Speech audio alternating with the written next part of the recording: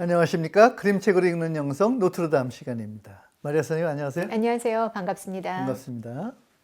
네, 오늘은 시청자 여러분께 한 권의 책을 소개하고 함께 나누는 것이 아니라 어느덧 저희가 지난 6개월 동안 힘차게 한 시즌을 달려왔어요. 네.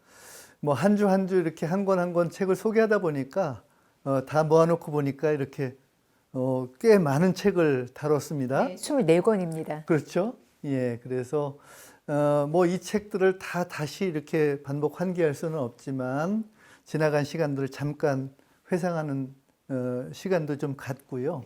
그 다음에 저희가 어떤 의도를 가지고 이 프로그램을 기획했고 또 추진했고 지금까지 왔는지 또 그림책과 관련한 몇몇 어떤 편견이나 선입견 이런 부분도 있고요.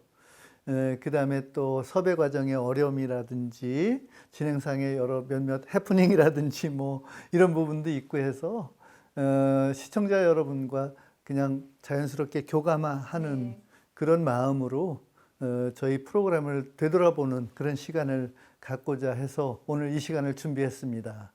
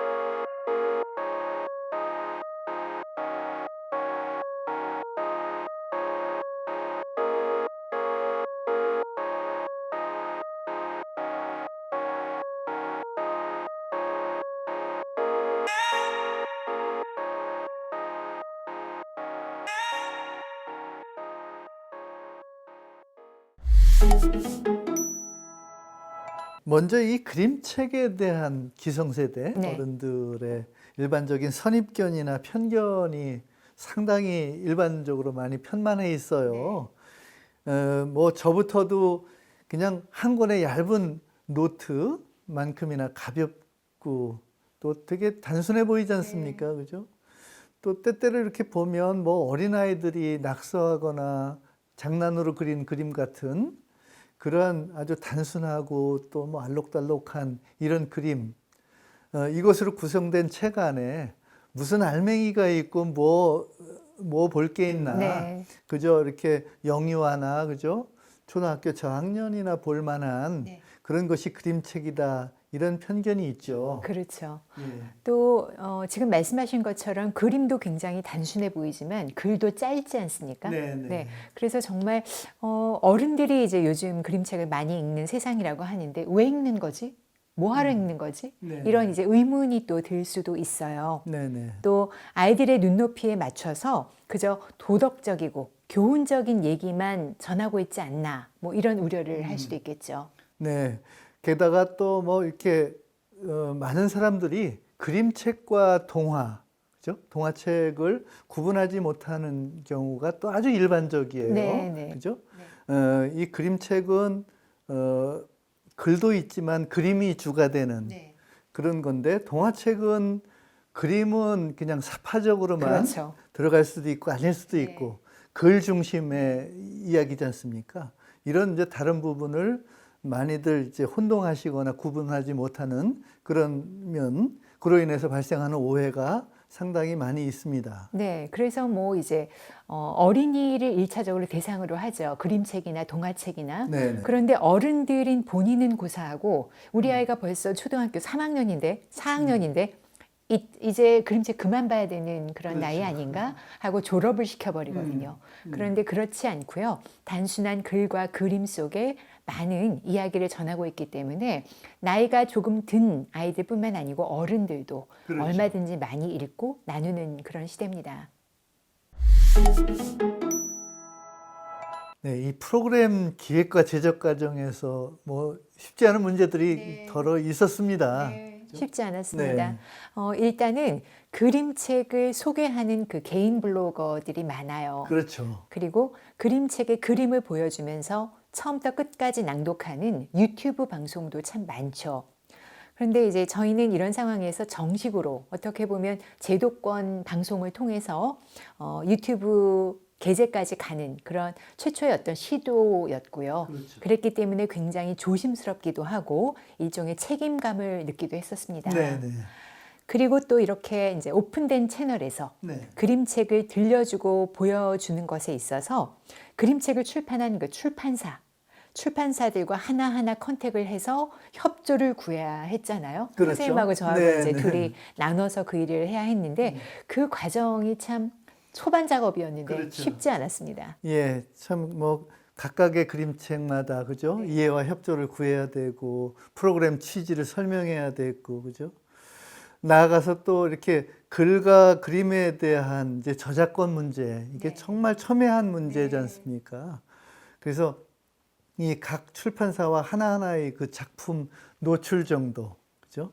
이거에 대해서 이제 협의하고 또 저희가 다뤘던 그림책들이 이제 외국 저작물들 국내 번역 출간이 많아서 네, 많았습니다. 그죠? 원 에이전시하고 이제 통해 가지고 저작권 협의를 해야 되고 허락을 받아야 되고 하는 그런 과정이 참 그 많은 시간과 노력을 기울여야만 됐죠. 네, 그러니까 이제 그죠? 그 판권을 사서 번역을 한 한국 출판사도 네. 번역 출판물에 관한 그렇죠. 그 저작권만 가지고 있는 데도 있고 그렇죠. 또 TV 방영이나 유튜브 게재까지도 또 권리를 가지고 있는 곳이 있어서 천차만별이었죠. 그렇죠. 예, 예.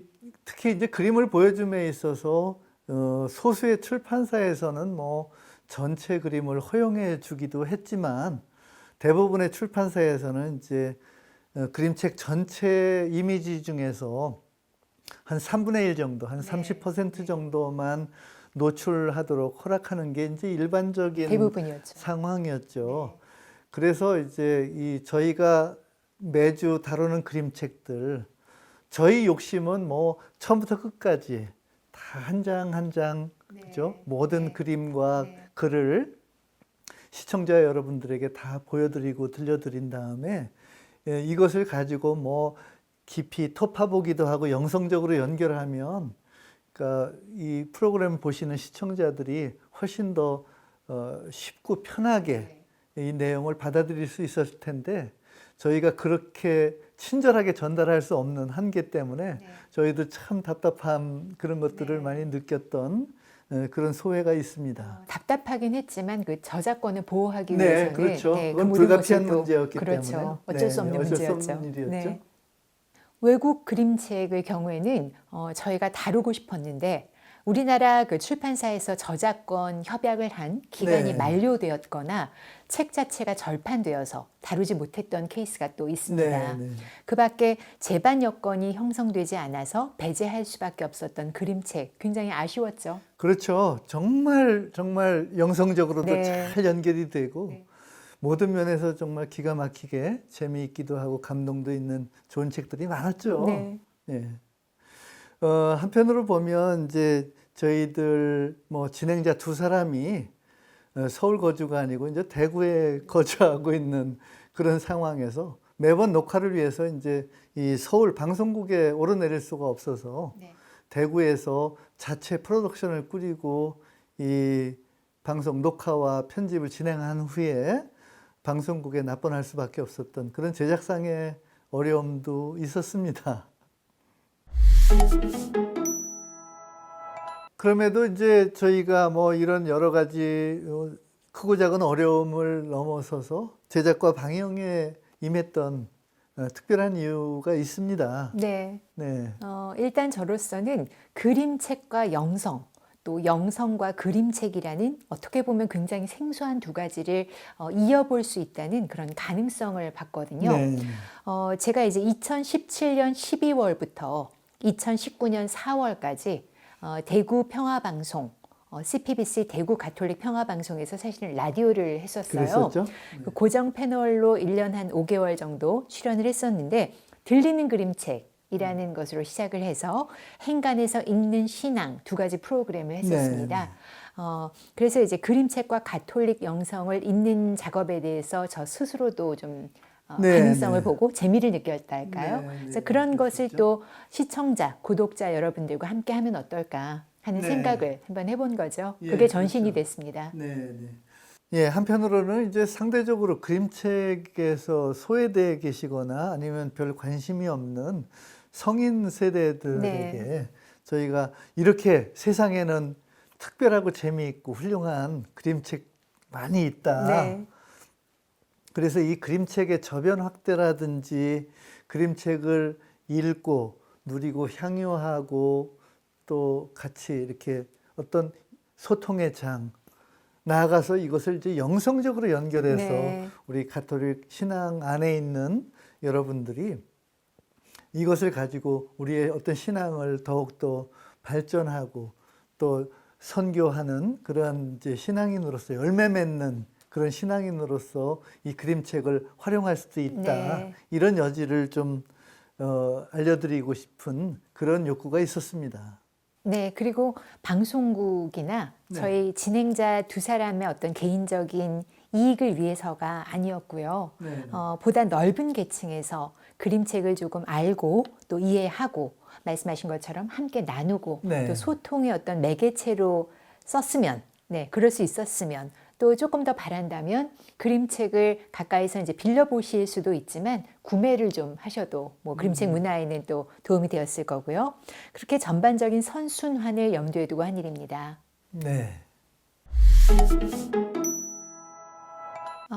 저희가 이제 24번의 시간 동안 다루었던 그림책을 이렇게 쭉 한 자리에 모아놓고 보니 굉장히 감회가 새로운데요. 그렇죠. 굉장히 다양한 이야기들을 다양한 방식으로 작가들이 얘기했었죠. 그중에서 우선 굉장히 재미있는 즐거운 그림책들이 있어서 해양미, 골개미를 보여준 것들이 어떤 게 기억에 남으세요? 우리를 웃긴 그림책이라고 할 수 있죠. 저는 이제 초기에 다뤘던 그 크리스마스 선물, 그죠? 예, 그 다음에 뭐 간식을 먹으러 온 호랑이, 또 뭐 늑대가 들려준 아기 돼지 삼형제 이야기 패러디였었죠. 그 다음에 뭐 책으로 전쟁을 멈춘 남자 등등 뭐 굉장히 여러 책들이 막 쫙 지나가네요. 재밌었죠. 그렇죠. 그런가 하면 우리를 울린 그림책도 있습니다. 그렇죠. 이별이나 상실이나 또 죽음의 코드, 모티프를 그려서 울린 그림책들도 있었는데 저는 지금 생각나는 것이 사과나무 위의 죽음, 굉장히 좀 특별한 작품이었고 정말 특별했죠. 또 블룸카의 일기, 할아버지의 바닷속 집 이런 것들이 또 생각이 납니다. 네, 그렇군요. 또 한편으로 보면 우리를 참 깊은 감동의 도가니 땅, 내가 만난 꿈의 지도, 그죠? 이 아버지와 아들의 그 관계, 그 속에서 깊은 감동이 있었고, 또 뭐 기억의 풍선, 그죠? 우리 아빠는 위대한 해적, 뭐 할아버지의 바닷속 집 이런 책들이 또 쫙 또 지나가네요. 그렇습니다. 그런가 하면 인간의 본질을 통찰하도록 한, 어떻게 보면 이렇게 그림책에서 마주하기가 쉽지 않은 그런 주제들, 그런 진실들을 말하는 그림책도 있었는데 여우 같은 경우 굉장히 강렬한 충격을 또 성사했고요. 재미있기도 했습니다만 또 우리에게 슬픔을 받아들이는 5가지 단계를 알려준 청소기에 갇힌 파리 한 마리도 생각이 납니다. 근데 뭐 이렇게 전쟁 얘기도 있었어요. 뭐 적이라든지 뭐 책으로 전쟁을 멈춘 남자 이런 걸 통해서 어떤 전쟁이라고 하는 그 파괴적 상황에서 또 이렇게 어떤 웃음과 함께 그죠? 이 그러한 또 깊은 울림을 전달하는 그림책도 또 생각이 나네요.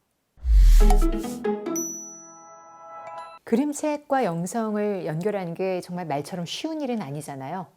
매번 이제 그 한 권의 그림책을 우리가 함께 보고 토파보기까지 한 다음에 그 그림책을 영성으로 다시 읽어주시고 맞춤한 성경 구절까지 들어주셨어요. 그게 정말 쉽진 않았으리라고 생각을 해요. 어떤 작품이 특별히 기억에 남았나요? 네, 뭐 저로서는 이제 처음에 다뤘던 내가 만난 꿈의 지도나 뭐 우리 아빠는 위대한 해적, 또 샘과 데이브가 구덩이를 팠어요라든지 뭐 청소기에 갇힌 파리 한 마리.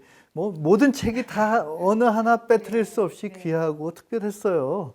근데 이제 뭐 이렇습니다. 어떤 그 이야기 자체의 어떤 세속성이나 또 뭐 보편성, 일반성 이런 것들이 있지만 우리 평신도들의 삶이라고 하는 것, 그것은 이런 이야기 안에 들어있는 그 어떤 모든 인간들의 어떤 보편적인 삶의 정서라든지 어떤 인간의 본질을 관통하는 그런 그 보편성이 있어요.